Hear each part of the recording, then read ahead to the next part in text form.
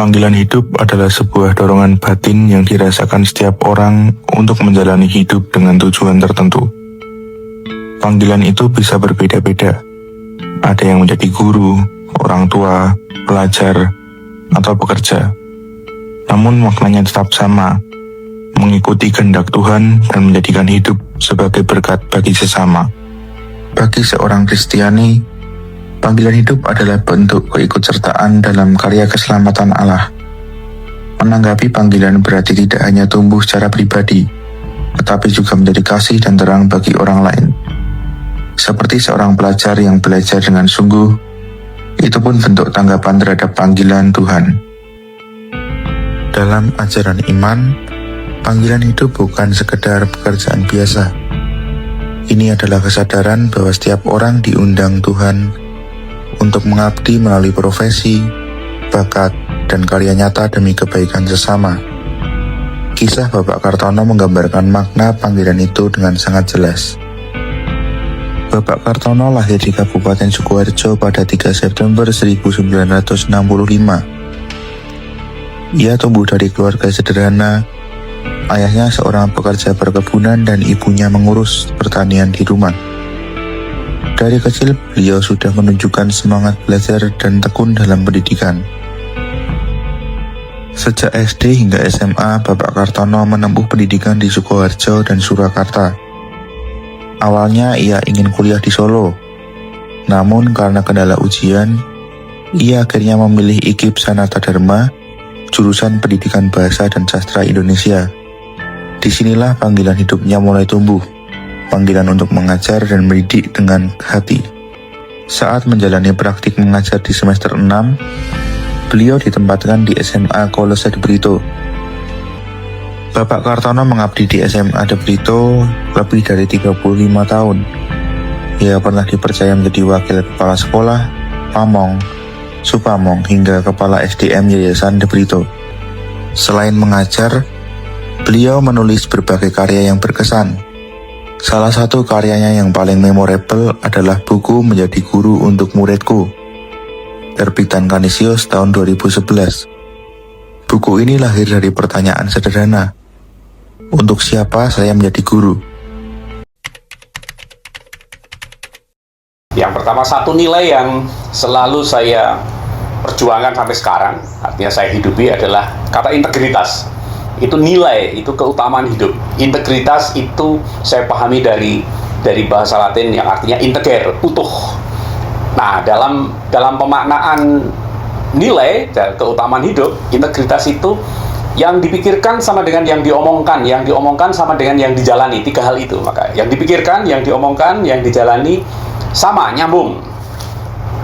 Itu yang tidak pernah berhenti dilakukan oleh guru. Maka kalau guru mengajarkan kepada Anda, menuntut Anda disiplin untuk datang tepat waktu, gurunya harus tepat waktu dulu. Maka saya mengajari murid-murid untuk rajin baca, saya baca dulu.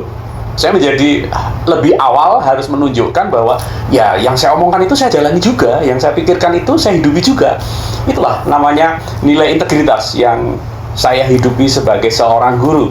Saya minta Anda datang tepat waktu di kelas, saya datangnya belakangan, ya bisa. Saya menuntut Anda kalau mengumpulkan tugas harus tepat waktu, tetapi saya mengoreksinya tidak segera, saya ulur-ulur. Itu harus berjuang lagi untuk menunjukkan bahwa seorang guru itu punya integritas. Lalu di bagian yang lain, integritas itu saya tunjukkan dalam menulis. Saya banyak menulis di koran, di media, maka yang saya tuliskan itu sesuai dengan yang saya jalani. Karena orang akan bertanya, ini yang ditulis Kartono sebagai guru di Brito ini cocok nggak dengan yang dijalani? Kalau nggak cocok, orang mengatakan, hanya omong saja, hanya nulis saja. Maka yang saya tuliskan mesti saya jalani juga. Itu bagian dari perjuangan tentang nilai, values, nilai hidup yang saya pegang sampai saat ini sebagai guru, yaitu integritas. Lalu bagaimana saya menjalani nilai-nilai itu lalu bisa bertumbuh berkembang seperti sekarang ini? Ada 2 kata kunci, yaitu gembira menjalani dan saya berkembang sebagai pribadi. Kira-kira ketika saya memilih menjadi guru itu saya gembira nggak sih? Lalu saya berkembang nggak sebagai pribadi? Nah, kalau saya dua-duanya berkembang, lalu saya akan meyakini, oh ini perjuangan saya benar, ini sudah benar ini. Nah, apa yang membuat saya menjadi seperti ini? Saya bertolak dari hasil tes psikologi yang saya jalani di akhir SMA itu. yaitu ada satu rumusan yang mengatakan pada saya, rumusan tes psikologi itu, pribadi ini punya kecenderungan untuk membesarkan hal-hal yang kecil, membesar-besarkan hal kecil. Nah, saat itu saya pahami, apa ini? Tapi di kemudian hari saya baru tahu bahwa membesar-besarkan hal kecil, tes psikologi itu cenderung punya kecenderungan, sangat mungkin itu akan menjadikan pribadi saya negatif, menjadi orang yang nyinyir, wah sedikit-sedikit dipersoalkan, apa dipersoalkan.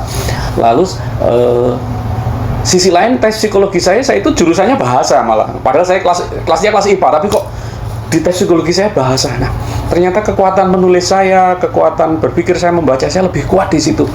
Oleh sebab itu, sesuai dengan kecenderungan pribadi saya menghidupinya, saya mencoba mengasah, melihat persoalan, banyak membaca, sehingga kecenderungan menjadi pribadi yang negatif, yang nyinyir tadi tidak terjadi, tetapi malah ke arah yang positif, yaitu saya punya kemampuan untuk melihat hal kecil, mencoba mengolahnya, lalu menuliskannya, dan banyak orang bisa terinspirasi dari yang saya tuliskan. Itulah yang saya hidupi hingga berkembang seperti sekarang ini.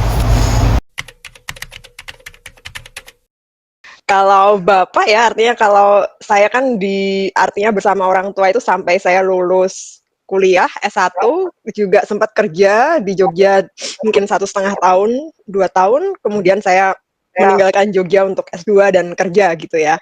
Jadi tentu ada beberapa hal yang menjadi sesuatu yang masih saya ingat gitu ya, apalagi kalau misalnya dari kecil juga gitu dengan Bapak.